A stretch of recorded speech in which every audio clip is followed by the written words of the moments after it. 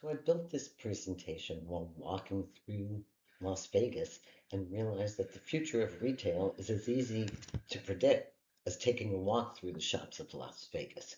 My name is Robin Raskin, former editor of PC Magazine, creator of Family PC, builder at Yahoo Tech, book writer, television personality, and I run the retail events at both CES and at Infocom. So the question is, what do retailers really need? And the answer came to me in a ChatGPT drawing, and it is very tech intensive because deployed correctly, technology will both make consumers' journeys shopping happier and deliver increased ROI to the retailers. And you've got to think about shopping as an omni-channel journey that can start anywhere and be delivered anywhere, on your curb, in your mailbox, on your phone, in store. And so we're going to take a look at some of the trends that we're seeing. I'm going to go through these very quickly because there are a lot of them. First is, most important, is the agentic commerce age. No longer will you visit a website. You are much more likely to use an AI, LLM, to search with context. Say, I'm looking for a bicycle trip. I want it to be 4 days, moderately challenging. I need it to start within 60 miles of Paris. I need it to be within my budget.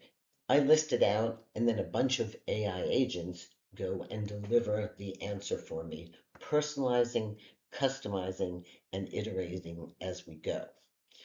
You're also seeing AI in supply chains, managing inventory, getting better deals, searching out tariff laws. You're seeing robots in the stores. You're seeing them in the back of the stores lifting things. You're seeing them in the front of the stores doing everything from inventory to personalizing a consumer's first interactions. You're seeing hyper personalization. That is, when I walk into a store, they know me. I buy a dress. They might suggest some accessories. They might ask me a few questions about my feet and select the best shoe. So the more information I've given them about me, the better personalized experience I can have. You're seeing technology for in-store retail, whether it's to try on makeup or a virtual dressing room. You're seeing uh, stores themselves become media properties, and I'm going to talk about that in a moment. You're seeing more intelligent kiosk systems.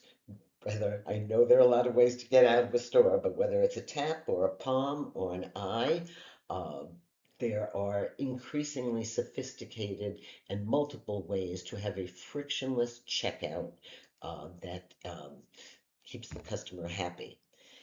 And you're seeing sensors to also improve the customer experience and to manage inventory better. And that could be in your clothing, a little RFID sensor that does inventory. You're seeing AI deployed to sales agents on the show floor, in the store floor. So there's tons of ways technology is starting to, and we're talking from the smallest bodega where you will see a lot of display signage um, to the largest chain stores. A couple of other things I wanted to bring up. I want to make sure that you know that physical retail is growing. People are really hungry to get out of the house and experience something. And while it's not growing in leaps and bounds, it is heading in the right direction.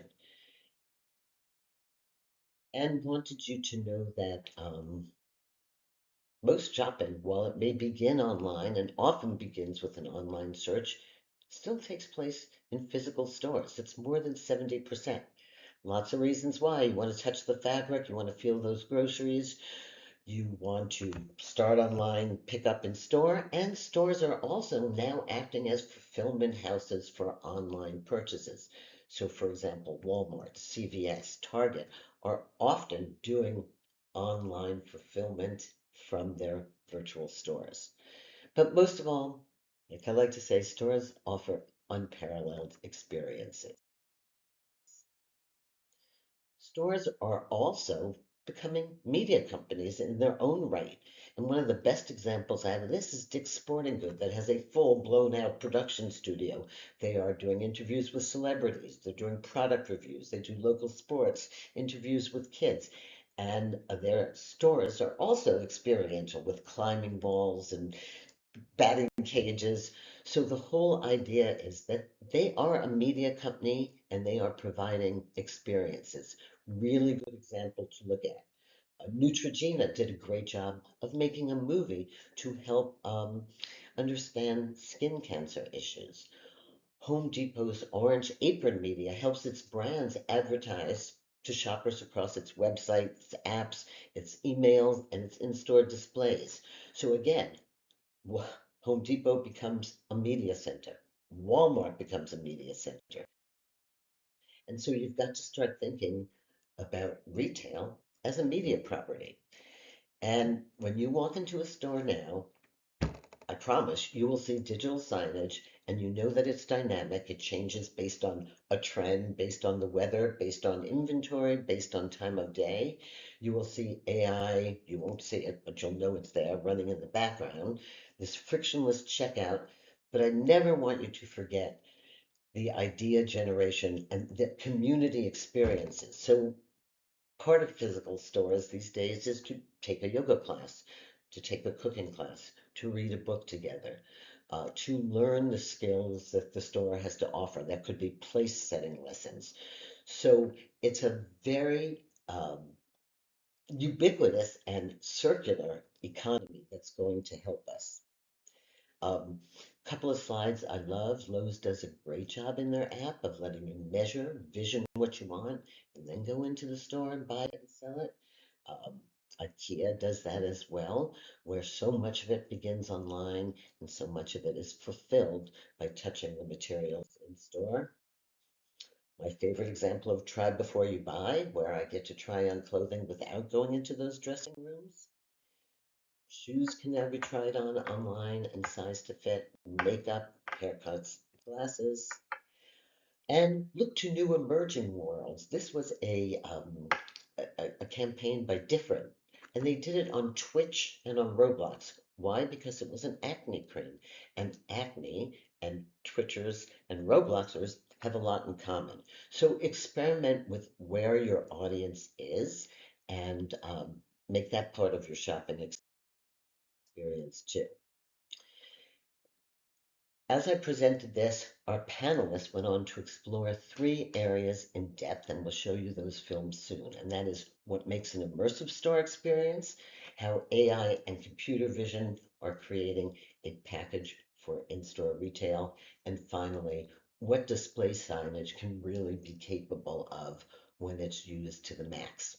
So thanks for listening, and we'll send you more transcripts as soon as they're ready. Signing off from Infocom Las Vegas, Robin Raskin.